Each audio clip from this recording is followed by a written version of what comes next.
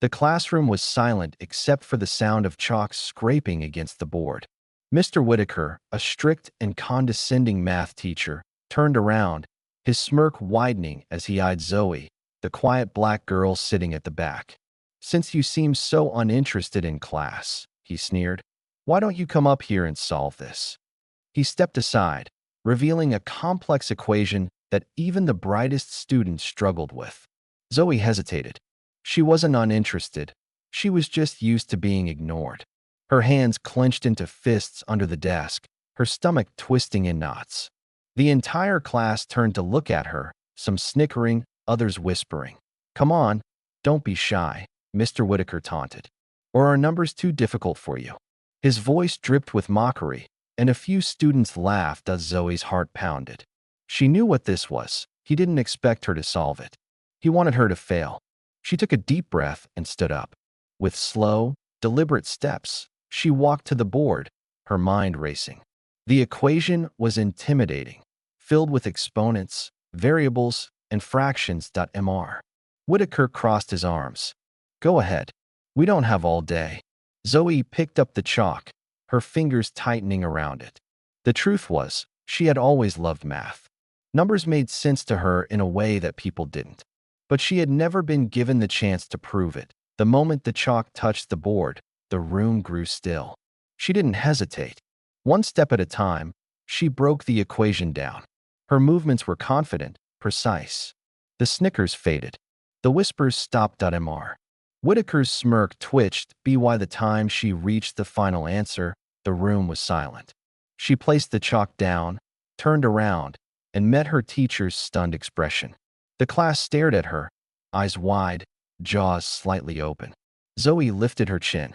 Her voice was steady. "Was that all?" Mr. Whitaker blinked, his mouth opening and closing like a fish gasping for air. He had set her up to fail, but instead, he had just made the biggest mistake of his career. The silence in the room stretched uncomfortably. He stepped closer to the board, eyes scanning Zoe's work, searching for a mistake. There had to be one. A girl like her, quiet, overlooked, the kind he never expected much from, couldn't possibly have solved something this advanced. But the numbers didn't lie. A nervous chuckle escaped his lips. "Well, lucky guess," he muttered, grabbing an eraser. "Let's try another one." Zoe crossed her arms. "There's no luck in math, sir. It's either right or wrong. And that," she nodded toward the board, "is right." The class erupted. Some students gasped, others laughed. But all of them were locked onto Zoe in a way they never had before. One of the boys in the front row, Marcus, leaned forward. "Wait, hold up. That was actually right." Before Mr. Whitaker could respond, another voice cut through the tension. That was more than right. The voice didn't belong to a student. At the doorway, a tall man in a sharp gray suit stood with his arms crossed. His expression was unreadable, but his eyes were locked on Zoe. Whitaker stiffened. Professor Langston," he stammered. I didn't realize you'd arrived." Zoe frowned. "Who?" Professor Langston stepped into the room, his polished shoes clicking against the floor. "I came to discuss the upcoming academic competition," he said. "But now I'm far more interested in this." He gestured to the board. "Tell me, young lady, do you often solve equations like these?" Zoe's fingers tightened around the hem of her sweater. I just like numbers," she admitted. The professor studied her for a moment, then turned to Mr. Whitaker. "And you thought she couldn't do it?" Mr. Whitaker looked cornered. She's never spoken up in class." "I had no idea. That's because you never asked." Professor Langston cut him off. Then he turned back to Zoe. "How would you like to take a real test? One that might change your life." Zoe's breath hitched. The entire class held theirs. Mr. Whitaker's face paled. He had wanted to embarrass her, and instead, he had just put her on a path she never saw coming. Zoe's heart pounded in her chest. A real test? What did that even mean? She looked at Professor Langston, then at Mr. Whitaker, whose face had turned an odd shade of red. He opened his mouth, but no words came out. The power dynamic in the room had shifted completely. Moments ago, he had been in control, mocking her in front of everyone. Now he was the one standing there, Exposed. What kind of test? Zoe finally asked, her voice steady. Professor Langston smiled slightly, as if he liked that she wasn't immediately intimidated. One that isn't about proving your worth to a single teacher, he said, but to the world. The room buzzed with whispers. Marcus leaned over his desk, eyes wide. Yo, what is happening right now? Professor Langston ignored the murmurs. I'm a recruiter for the National Mathematics Scholars Program, he explained. We search for untapped genius, students who have the potential to change the world but haven't been given the right opportunity. He gestured toward the board. This equation wasn't meant for high school students. It was an advanced university-level problem, and you solved it in minutes. Zoe swallowed hard. She knew she was good at math, but she never thought of herself as special. Numbers had always felt like a safe space, a world where she could disappear. But now, everyone was looking at her differently. She glanced at Mr. Whitaker again. He was staring at Professor Langston like he wished he could make him disappear. With all due respect, Professor, Mr. Whitaker said through gritted teeth, I don't think she's ready for something like this. She's exactly the kind of student we're looking for, Professor Langston interrupted. His voice was calm, but his eyes were sharp. And whether or not you saw her potential is irrelevant.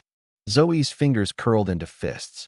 She wasn't sure if it was excitement, fear, or something else entirely racing through her veins.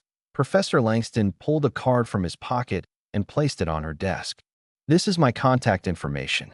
I want you to take a placement exam next week.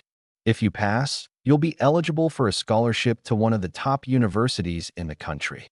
The class erupted again. A scholarship to a top university. Zoe felt like the ground had just disappeared beneath her. She reached out, hesitating before picking up the card. It was smooth and expensive looking, the kind of thing that didn't belong in her hands. Mr. Whitaker cleared his throat. Zoe, I'm sure you'll need time to think. No, she said, her voice suddenly stronger than she expected. I'll do it. Professor Langston grinned. Good choice. Mr. Whitaker looked like he had swallowed a lemon. Zoe tightened her grip on the card. For the first time in her life, she wasn't invisible. She was undeniable. The bell rang, but no one moved. The entire class was still buzzing, whispering, exchanging glances between Zoe, Professor Langston, and Mr. Whitaker. It was like witnessing a power shift in real time, one that no one had expected. Zoe stood up slowly, feeling the weight of every eye on her. For years, she had kept her head down, avoiding attention, surviving through silence.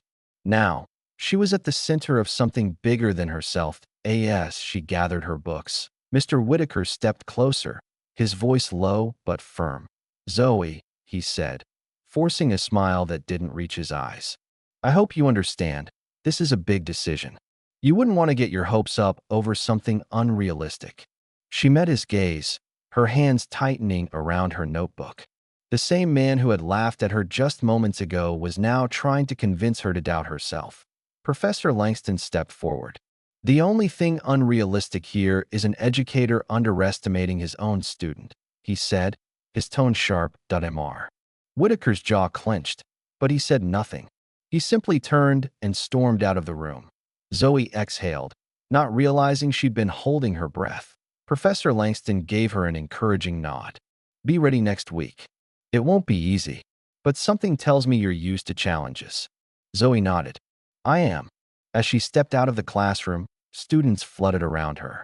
Marcus was the first to reach her. Yo, Zoe, that was insane, he said. You really showed him. Another student chimed in. I had no idea you were this smart. Neither did I, she admitted, a small smile tugging at her lips. For the first time, people weren't just looking at her. They were seeing her. But as she walked through the hallway, the excitement started mixing with something else. Doubt. Was she really ready for this? A scholarship? A future at one of the top universities? It sounded like something out of a dream, not her reality. Then she remembered the way Mr. Whitaker had looked at her, like she wasn't supposed to be anything more than what he had decided. And just like that, the doubt burned away. This wasn't just about an exam anymore. It was about proving something, to herself, to everyone. She glanced down at the business card in her hand. 1 week. She had 1 week to change everything.